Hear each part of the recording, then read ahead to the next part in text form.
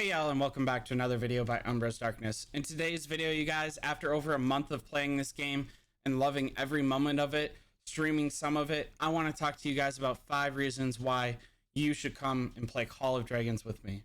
First and foremost, it's the interactive player versus player and player versus environment. In this game, you can move your character on the battlefield openly like you would a computer game, and this is a mobile game. You can also reinforce cities easily, right?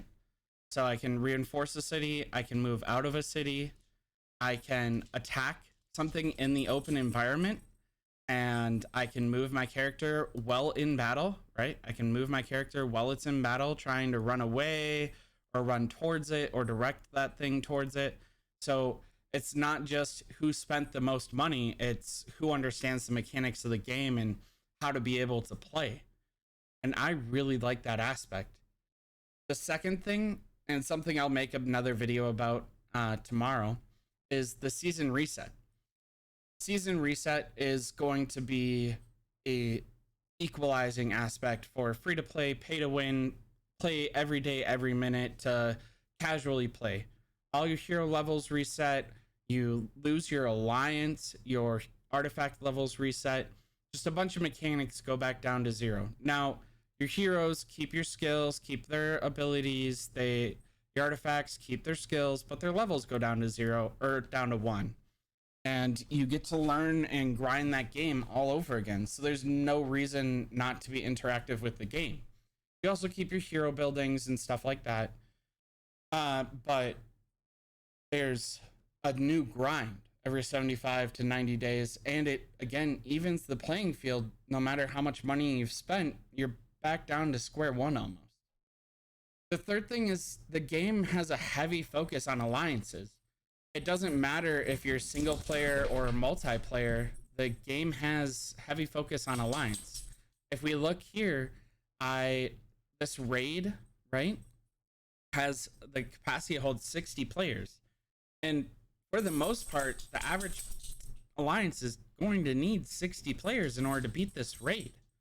There's mechanics that are different for every raid, and you need the right alliance players and activity level in order to get there. So it forces players to either be in an active alliance, or it forces players to recruit active players to be in their alliance. This also leads into the alliance itself. There's technology. You lose your alliance at the end of the season, so you can max it every season easily. And you have a plan from your leadership. You have a plan from your community, donations from an active community, in order to be able to max out these alliance techs in order to be able to fully expand and be as strong as possible. And the alliance techs themselves have aspects that help players, right? There's war tactics that give hero experience bonuses. There's benefits for PvP. There's just raw attack damage, and there's raw march speed when you're doing PvP in territories, stuff like that. So there's actual advantages to being in a strong active alliance, forcing players to seek out those types of things. The fourth thing is that there's no daily events that force you to be on every moment. So like if I look here, I have Great Halls. This has been going on for 2 months, 2.5 months. There's Behemoth Hunter. This is tracking the season. And then Strongest Lord is like the closest thing to anything that would require it. It happens once every 2 weeks, and it's on that day do this thing, but you're not punished if you do it at the beginning of the day or the end of the day. You're not punished if you don't do it at all, because it's individual rankings. It doesn't impact the alliance, it doesn't impact the server, and that's huge. It allows you to be free. If you're busy, if you don't want to do something that day, you don't have to. There's no real attachment to your phone other than the community that you've built inside of the game from the game mechanics itself. And the fifth thing is free to play friendly. This is free to play light players, light spender friendly, right? And a free to play aspect, everything's reset down to 0. Again, researches stay, building stay, your hero skills and artifact skills stay, but your hero levels go down to 0, your artifact levels go down to 0. So an active free-to-play player and a casual spender are at the same starting point at the beginning of every season, and that active free-to-play player or that brand new player realistically is going to have an advantage over that casual spender. Now, not only that, if you are free to play, all of my alliance members that are active free to play players have unlocked at least 3, some even 5 T4s, depending on how active they were, of all the troop types, right? And as a spender in this game, I haven't even unlocked any T5s yet, and this is the end of it. There's no higher tier. This company, Farlight, is not known for adding more technologies or researches to a game. They're not known for adding more tiers of troops. So that's where you start. After one season, you're a tier behind the highest spender, and every tier is about the same difference in difficulty to beat, right? A tier 4 is going to be difficult to beat a tier 5, but if you know the mechanics and a tier 5 player doesn't, you're going to win.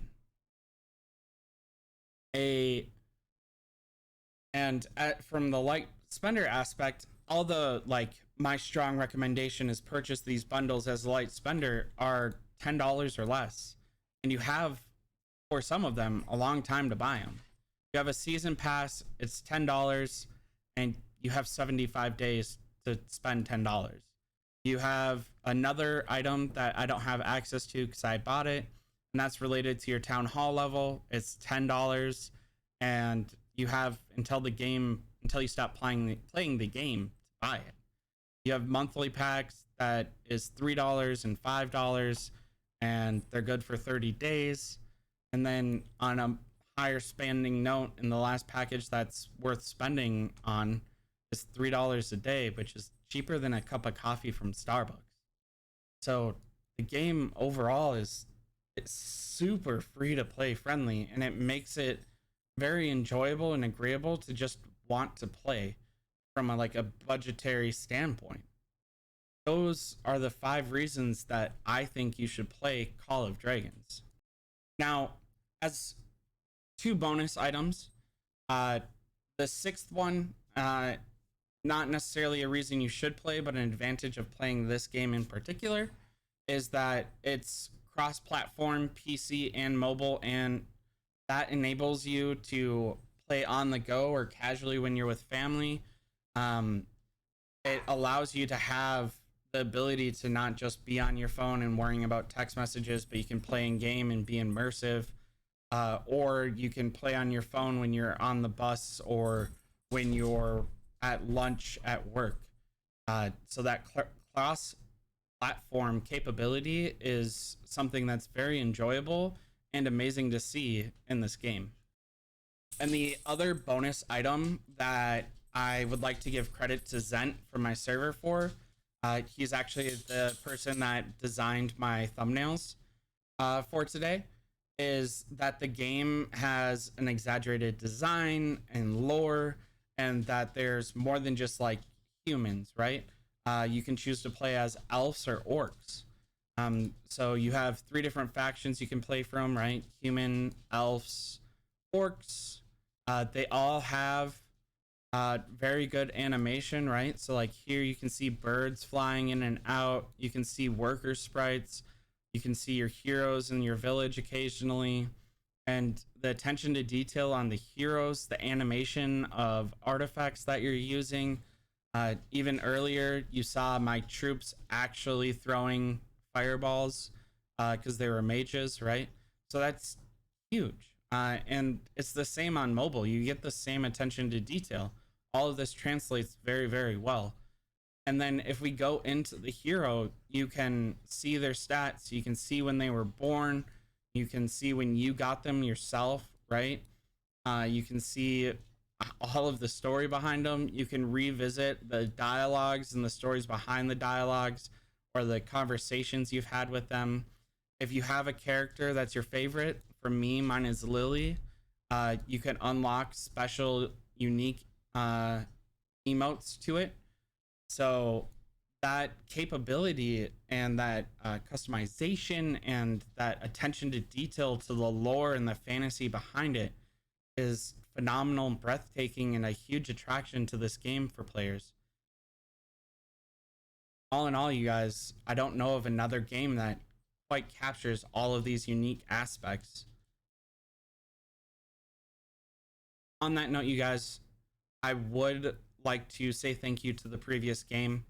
If you're a long time OG here, you know that I made content for that game for like a year and a half, 2 years. We had our ups and downs, but you taught me a lot about what type of content creator I wanted to be and the type of community I wanted a game to bring a content creator.